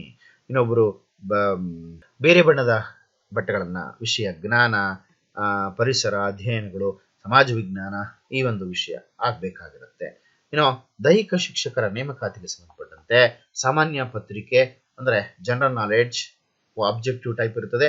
ಒಟ್ಟು 100 ಅಂಕಗಳು. ಸಾಮಾನ್ಯ ಜ್ಞಾನ, ಬಾಲ ಮನೋವಿಜ್ಞಾನ, ಮಾನಸಿಕ ಸಾಮರ್ಥ್ಯ, ಭಾಷೆಗಳು ಸಾಮಾನ್ಯ ಕನ್ನಡ ಮತ್ತು ಸಾಮಾನ್ಯ ಇಂಗ್ಲಿಷ್, ಮೌಲ್ಯ ಶಿಕ್ಷಣ, ಆರೋಗ್ಯ ಶಿಕ್ಷಣ ಮತ್ತು ಗಣಕಯಂತ್ರದ ಸಾಕ್ಷರತೆ ಬಗ್ಗೆ ಮಾಹಿತಿಯನ್ನ ಕೇಳಲಾಗ್ತದೆ. ಇನ್ನು ಪತ್ರಿಕೆ 2ಕ್ಕೆ ಸಂಬಂಧಪಟ್ಟಂತೆ ವಿಷಯ ನಿರ್ದಿಷ್ಟ ಪತ್ರಿಕೆ, ವಸ್ತುನಿಷ್ಠ ಮಾದರಿ 100 ಅಂಕಗಳು, ದೈಹಿಕ ಶಿಕ್ಷಕರ OMR ಶೀಟ್ ನಲ್ಲಿ ಉತ್ತರ ಬರಬೇಕಾಗುತ್ತೆ. ಪದವೀಧರ ಪ್ರಾಥಮಿಕ ಶಾಲಾ ಶಿಕ್ಷಕರು GPT 6ರಿಂದ 8ನೇ ತರಗತಿ ಸಾಮಾನ್ಯ ಪತ್ರಿಕೆ ಹಿಂಗಿರುತ್ತೆ. ಸಾಮಾನ್ಯ ಜ್ಞಾನ, ಸಾಮಾನ್ಯ ಇಂಗ್ಲಿಷ್, ಸಾಮಾನ್ಯ ಜ್ಞಾನ ಕನ್ನಡ, ಪ್ರಚಲಿತ ವಿದ್ಯಮಾನಗಳು, ಶೈಕ್ಷಣಿಕ ಮನೋವಿಜ್ಞಾನ ಮತ್ತು ಮಾನವ ಅಭಿವೃದ್ಧಿ, ಮೌಲ್ಯ ಶಿಕ್ಷಣ ಹಾಗೂ ಆರೋಗ್ಯ ಶಿಕ್ಷಣ ಮತ್ತು ಗಣಕಯಂತ್ರ ಸಾಕ್ಷರತೆ. ಇದು ಪತ್ರಿಕೆ 1 6ರಿಂದ 8ನೇ ತರಗತಿ. ಇನ್ನು ಪತ್ರಿಕೆ 2 ಸಂಬಂಧಪಟ್ಟಂತೆ ನಿರ್ದಿಷ್ಟ ಪತ್ರಿಕೆ ಆಗಿರುತ್ತೆ. ಭಾಷಾ ಶಿಕ್ಷಕರು ಕನ್ನಡ ಆಗಿದ್ರೆ ವಿಷಯ ಜ್ಞಾನ ಕನ್ನಡ, ವಸ್ತುನಿಷ್ಠ ಮಾದರಿಯ ಪ್ರಶ್ನೆಗಳು, ಒಟ್ಟಾರೆಯಾಗಿ 100 ಅಂಕಗಳು OMR ಶೀಟ್ ನಲ್ಲಿ ಉತ್ತರಿಸಬೇಕು. ಇನ್ನು GPT ಭಾಷಾ ಶಿಕ್ಷಕರು ಇಂಗ್ಲಿಷ್ ಭಾಷೆಗೆ ಸಂಬಂಧಪಟ್ಟಂತೆ ವಿಷಯ ಜ್ಞಾನ ಇಂಗ್ಲಿಷ್ ವಸ್ತುನಿಷ್ಠ ಮಾದರಿಯ ಪ್ರಶ್ನೆಗಳು 100 ಅಂಕಗಳಿಗಿರುತ್ತದೆ. ಇನ್ನು ಗಣಿತ ಮತ್ತು ವಿಜ್ಞಾನ ಶಿಕ್ಷಕರಾಗಿದ್ದಲ್ಲಿ ವಿಷಯ ಜ್ಞಾನ ಗಣಿತ ಮತ್ತು ಭೌತಶಾಸ್ತ್ರ ವಿಜ್ಞಾನದ ವಸ್ತುನಿಷ್ಠ ಮಾದರಿ ಪ್ರಶ್ನೆ ಪತ್ರಿಕೆ ಆಗಿರುತ್ತದೆ.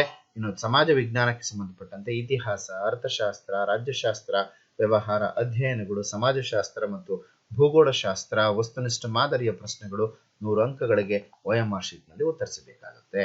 ಇನ್ನು ಜೀವ ವಿಜ್ಞಾನ ಶಿಕ್ಷಕ ವಿಷಯ ಜ್ಞಾನ ರಸಾಯನಶಾಸ್ತ್ರ ಮತ್ತು ಜೀವಶಾಸ್ತ್ರ ವಸ್ತುನಿಷ್ಠ ಮಾದರಿಯ ಪ್ರಶ್ನೆಗಳು ಒಟ್ಟಾರೆಯಾಗಿ 100 ಅಂಕಗಳಿಗೆ. ಇನ್ನು ಗಣಕ ವಿಜ್ಞಾನ ಕಂಪ್ಯೂಟರ್ ಸೈನ್ಸ್ ಶಿಕ್ಷಕರು 1ರಿಂದ 8ನೇ ತರಗತಿಗೆ ಸಂಬಂಧಪಟ್ಟಂತೆ ಸಾಮಾನ್ಯ ಪತ್ರಿಕೆ ವಸ್ತುನಿಷ್ಠ ಸಾಮಾನ್ಯ ಕನ್ನಡ, ಸಾಮಾನ್ಯ ಇಂಗ್ಲಿಷ್, ಸಾಮಾನ್ಯ ಜ್ಞಾನ, ಪ್ರಚಲಿತ ವಿದ್ಯಮಾನಗಳು, ಶೈಕ್ಷಣಿಕ ಮನೋವಿಜ್ಞಾನ ಮತ್ತು ಮಾನವ ಅಭಿವೃದ್ಧಿ, ಮೌಲ್ಯ ಶಿಕ್ಷಣ ಮತ್ತು ಆರೋಗ್ಯ ಶಿಕ್ಷಣ, ಗಣಕ ಯಂತ್ರ ಸಾಕ್ಷರತೆ. ಇಷ್ಟು ಪತ್ರಿಕೆ 1 ಆಗಿರುತ್ತೆ. ಇನ್ನು ಪತ್ರಿಕೆ 2ಕ್ಕೆ ಸಂಬಂಧಪಟ್ಟಂತೆ ನಿರ್ದಿಷ್ಟ ವಿಷಯ ಆಯಾ ಭಾಷೆಗೆ ಸಂಬಂಧಪಟ್ಟಂತೆ ಕನ್ನಡ ಶಿಕ್ಷಕರಾಗಿದ್ರೆ ವಿಷಯ ಜ್ಞಾನ ಕನ್ನಡ ವಸ್ತುನಿಷ್ಠ ಮಾದರಿಯ ಪ್ರಶ್ನೆಗಳಾಗಿರುತ್ತದೆ. 100 ಅಂಕಗಳು OMR ನಲ್ಲಿ ಉತ್ತರಿಸಬೇಕು. ಇಂಗ್ಲಿಷ್ ವಿಷಯ ಜ್ಞಾನ ವಿಷಯ ವಸ್ತು ನಿಷ್ಠ ಮಾದರಿಯ ಪ್ರಶ್ನೆಗಳು 100 ಅಂಕಗಳು. ಇನ್ನು CVZ ಶಿಕ್ಷಕರಾಗಿದ್ದಲ್ಲಿ ರಸಾಯನಶಾಸ್ತ್ರ, ಜೀವಶಾಸ್ತ್ರ, ವಸ್ತುನಿಷ್ಠ ಮಾದರಿಯ ಪ್ರಶ್ನೆಗಳಿಗೆ 100 ಅಂಕಗಳ OMR ಶೀಟ್ ಅನ್ನ ನೀಡಲಾಗುತ್ತೆ. ಇನ್ನು ಕಲಾ ಸಮಾಜ ವಿಷಯ ಜ್ಞಾನ, ಇತಿಹಾಸ, ಅರ್ಥಶಾಸ್ತ್ರ, ರಾಜ್ಯಶಾಸ್ತ್ರ, ವ್ಯವಹಾರ ಅಧ್ಯಯನ, ಸಮಾಜಶಾಸ್ತ್ರ ಮತ್ತು ಭೂಗೋಳಶಾಸ್ತ್ರ ವಸ್ತುನಿಷ್ಠ ಮಾದರಿಯ ಪ್ರಶ್ನೆಗಳು 100 ಅಂಕಗಳಿಗೆ ಕೇಳಲಾಗ್ತದೆ. ಇದಿಷ್ಟು ಇನ್ನು ದೈಹಿಕ ಶಿಕ್ಷಕರ ಗ್ರೇಡ್ 1 ಸಾಮಾನ್ಯ ಪತ್ರಿಕೆ ಅವ್ರಿಗೆ ಹೆಂಗಿರುತ್ತಪ್ಪ ಅಂತಂದ್ರೆ ಸಾಮಾನ್ಯ ಜ್ಞಾನ, ಕನ್ನಡ, ಸಾಮಾನ್ಯ ಇಂಗ್ಲಿಷ್, ಪ್ರಚಲಿತ ವಿದ್ಯಮಾನಗಳು, ಶೈಕ್ಷಣಿಕ ಮನೋವಿಜ್ಞಾನ, ಮಾನಸಿಕ ಸಾಮರ್ಥ್ಯ, ಗಣಕಯಂತ್ರ ಸಾಕ್ಷರತೆ, ಮೌಲ್ಯ ಶಿಕ್ಷಣ, ಆರೋಗ್ಯ ಶಿಕ್ಷಣ. ಒಟ್ಟಾರೆಯಾಗಿ ಪೇಪರ್ 1 ಇದಕ್ಕೆ ಸಂಬಂಧಪಟ್ಟಂತೆ ಸಿಲೆಬಸ್. ಇನ್ನು ಪೇಪರ್ 2 ಸಂಬಂಧಪಟ್ಟಂತೆ ವಸ್ತುನಿಷ್ಠ ಒಟ್ಟು 100 ಅಂಕಗಳು, ವಿಷಯ ದೈಹಿಕ ಶಿಕ್ಷಕರು OMR ಶೀಟ್ ನಲ್ಲಿ ಉತ್ತರಿಸಬೇಕಾಗುತ್ತದೆ. ಪರೀಕ್ಷಾ ಪ್ರಾಧಿಕಾರವು ಪರೀಕ್ಷೆಗೆ ಕನಿಷ್ಠ 45 ದಿನಗಳ ಮೊದಲು ತನ್ನ ಅಧಿಕೃತ ವೆಬ್ಸೈಟ್ ನಲ್ಲಿ ಪಠ್ಯಕ್ರಮವನ್ನ ಸಿಲೆಬಸ್ ಪ್ರಕಟಿಸಬೇಕು. ಇಷ್ಟು ಕರ್ನಾಟಕ ಸರ್ಕಾರ ಹೊರಡಿಸಿರತಕ್ಕಂಥ 15,000 ಶಿಕ್ಷಕರ ನೇಮಕಾತಿಗೆ ಸಂಬಂಧಪಟ್ಟಂತೆ ಮಾಹಿತಿಯಾಗಿತ್ತು. ಮತ್ತೊಂದಷ್ಟು ಮಾಹಿತಿಯೊಂದಿಗೆ ಮತ್ತೆ ಬರ್ತೇನೆ. ಈ ಒಂದು ವಿಡಿಯೋಕ್ಕೆ ಸಂಬಂಧಪಟ್ಟಂತೆ ನಿಮಗೆ ಏನಾದರೂ ಡೌಟ್ಸ್ಗಳಿದ್ರೆ ಕಮೆಂಟ್ ಬಾಕ್ಸ್ ಅಲ್ಲಿ ಕಮೆಂಟ್ ಮಾಡಿ, ಆ ಒಂದು ಡೌಟ್ಸ್ಗಳನ್ನ ನಾನು ಕ್ಲಾರಿಫೈ ಮಾಡ್ತೀನಿ ಅಂತ ಹೇಳ್ತಾ ಮತ್ತೆ ಮುಂದಿನ ವಿಡಿಯೋದಲ್ಲಿ ಸಿಗೋಣ. ಅಲ್ಲಿವರೆಗೂ take care, bye, have a nice day.